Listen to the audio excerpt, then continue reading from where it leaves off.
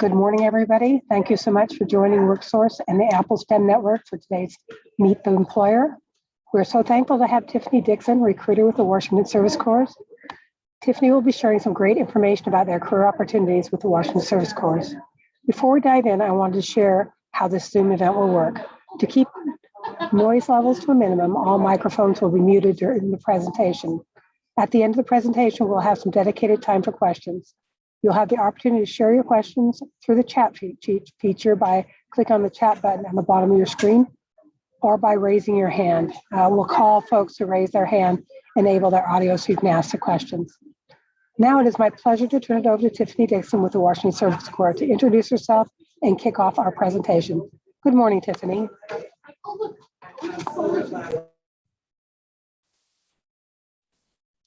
Thank you, Eileen. My name is Tiffany DIxon, Outreach Specialist with Washington Service Corps, Americorps. Thank you so much for having me here to speak about our programs. So I'll go ahead and dive right on in. So just a little bit about Washington Service Corps. It's a great place to be if you want to make a difference. By joining the Washington Service Corps Americorps program, you have the opportunity to help local nonprofits, schools, government agencies, tribal nations, and faith-based organizations meet community needs. Washington Service Corps began in 1983. It was the first program of its kind in the nation, and about a decade later, the federal government created the Americorps National Service Program, looking at Washington Service Corps' model. Washington Service Corps believes that serving others is a way of life. We seek to strengthen the capacity of local governments and nonprofit organizations, including faith-based and small community-based organizations, to assist individuals, families, and communities in need. We seek to encourage and value diversity by serving geographically diverse communities, as well as we seek to recruit a diverse applicant pool. We also seek to increase the amount of volunteering and civic engagement in Washington State by recruiting, supporting, and managing volunteers.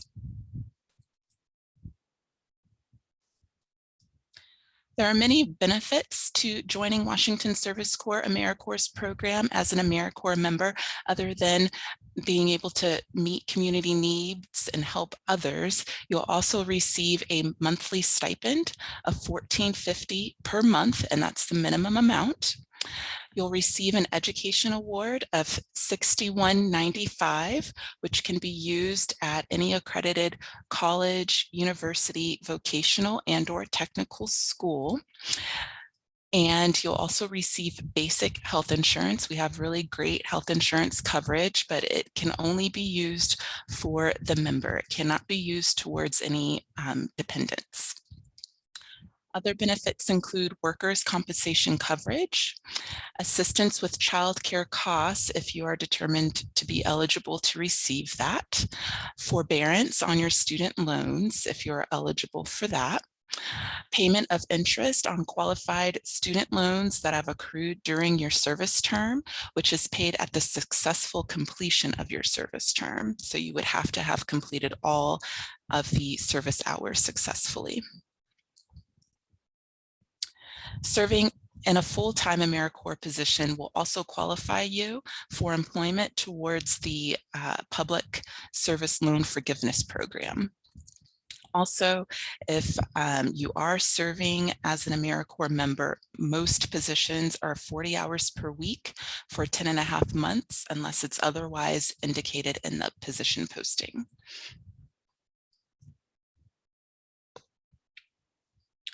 There are some things to consider before you decide to join Americorps. So some things to think about is you'll want to plan, and definitely plan some more. You'll want to know the location that you want to serve in. We have positions all across the state of Washington with Washington Service Corps. You also want to consider housing. Are there plenty of affordable housing options? What is the average cost to rent a place to live? Will you need to put down a deposit on the place that you are considering living at? What about food, travel, and entertainment? Are there lots of farmers markets and co-ops, or is there just only one grocery store in the town?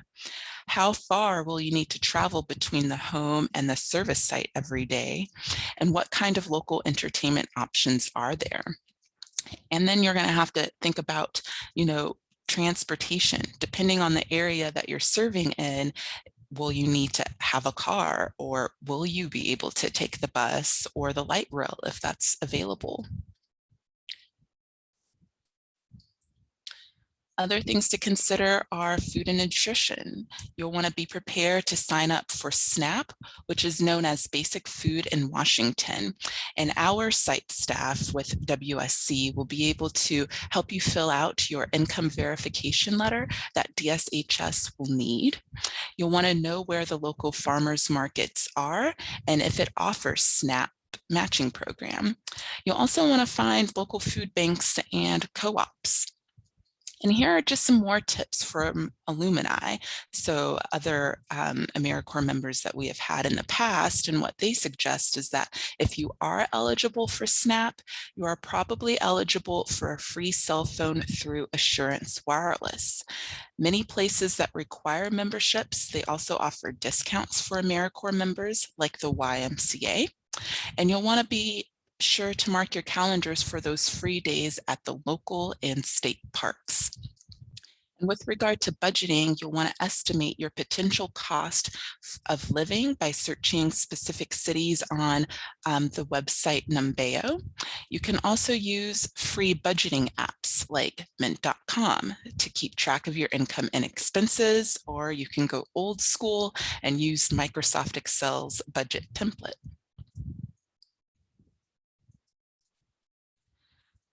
When our members are serving, here are some of the activities that they are engaged in. So some of the things that you might find interest in is tutoring and mentoring youth, assisting seniors and adults with disabilities to live more independently, providing nutrition education, providing access to healthcare, building affordable housing, teaching financial literacy classes, restoring streams and habitats, and providing after-school programs.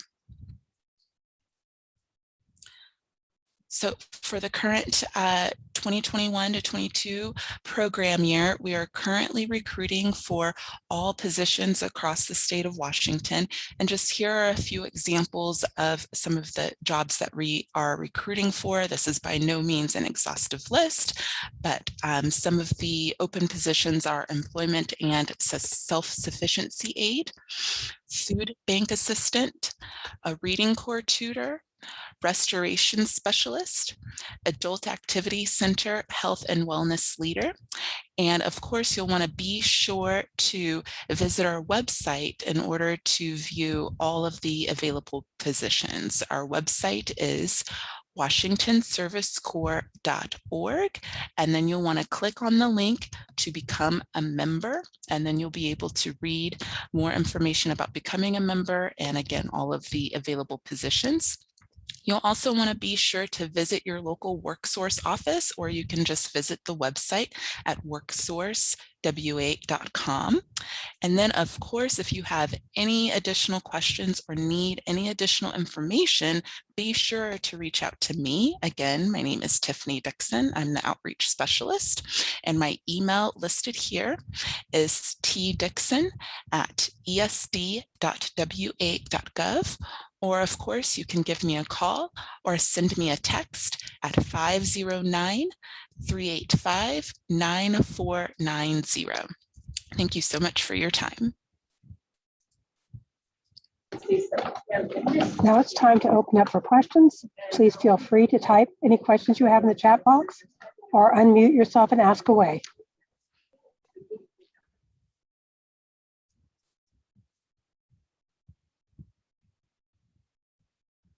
So Tiffany, I have a question for you about how many employees are you looking for across the state? Do you know? So we are looking for, I believe, 400 positions right now. Oh, that's a lot. Yes. And most of them too, so we received additional monies from the Washington State Department of Commerce and also from a foundation to assist supporting food banks and food distribution across the state of Washington. And there are about 100 positions open for that. And those positions are starting out at actually $19.45.24 per month. And so I just wanted to throw that out there. There are also listed on our website, but you could do anything from coordinating and managing volunteers to providing nutrition education with the food banks. Good information. Does your organization hire people with a judicial background, some background issues? So as long as you haven't committed any sort of felony or any type of sex crime, typically anybody can apply to become a member. What would you say is the biggest mistakes people make when applying for a job with Americorps? Anything stick out? Yes, I would definitely say not. Well, a few things. Being sure that you are reading the position posting completely in its entirety, that you have submitted all required applicant materials. I would look at it as if you were applying, to a job. So anything that you feel meets the skills that are required of the position, that you're conveying that in your application materials. And I think also one of the feedback that I've definitely heard from Americorps members recently is definitely considering transportation and housing. If you're looking at a position located in the San Juan Islands, is there going to be enough housing available? Do you know someone that you could potentially live with? So things like that. Thank you. Is there a minimum educational level? Yes. So all members must at least have a high school diploma and or GED. Some sites may require that you have either a college degree or college education, but definitely the minimum is a high school diploma.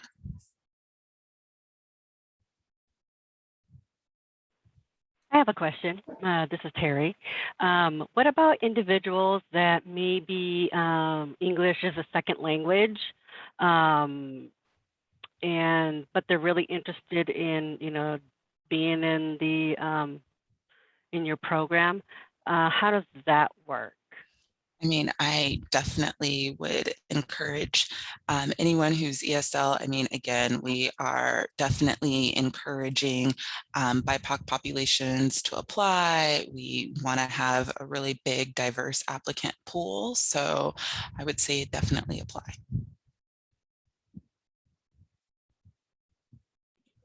Maria, do we have any questions in the chat? I can't see them, so you might have Not to. at the moment. No, we don't. Not right now.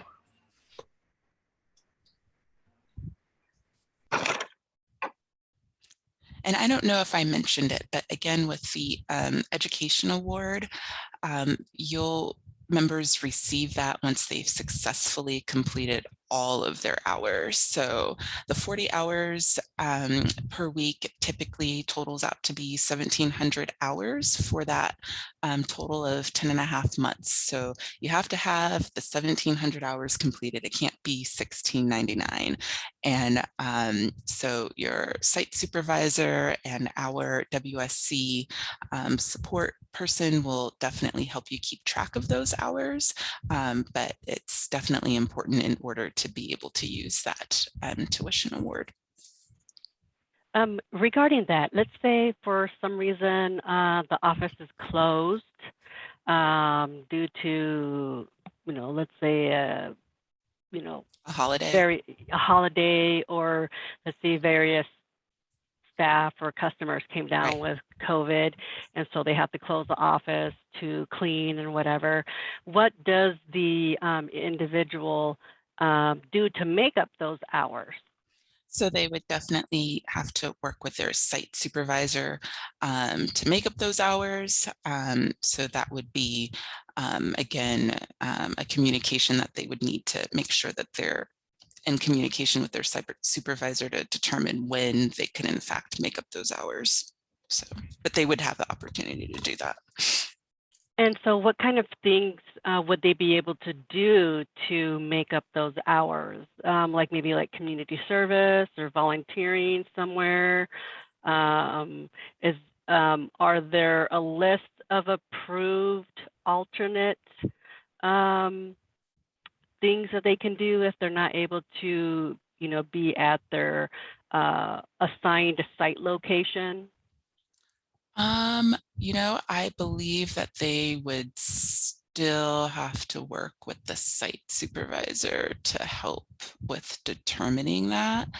For instance, too, some of the ways that they could also make that up is we also have service. What am I trying to say? Like we do Martin Luther King Jr. Day. We have like other service opportunities just that we put on through WSC, where that would also give the member an opportunity to make up some of those hours. Good to know. Does any of your positions, are any of them at night? And if so, is there a shift differential for people who work at night? I am not aware of any positions that are during the nighttime. I believe all positions are operated during the day. And again, typically it's Monday through Friday, but if again, in working with your site supervisor, you could, I'm sure, going in on the weekend. I know when I was a member, way back when, I often worked Monday through Fridays, but I also did a lot of my service work over the weekend as well. And that's just, how it worked with where I was serving. So, but for me, I didn't do anything at night, and I'm pretty sure most positions are going to be during the day.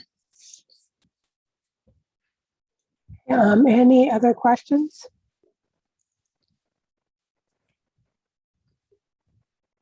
And nothing in the chat, right, Marie? Yeah. Nope, none in the chat, Eileen. Okay, so you want to go ahead and move on to the next slide? All right. So our local WorkSource staff are always here to help you with your job search assistance. Please reach out to us directly to schedule a one-on-one appointment if you'd like assistance in applying for any of these positions. As you can see, this for the Moses Lake office, this is our information phone number, and we also have the Wenatchee and the Omak office phone numbers on it as well. Next slide. SkillSource is our training partner and offer retraining opportunities if you're interested in that. There are daily in-person orientations where you can find out a little bit more information about that, and their phone number is also listed on this slide.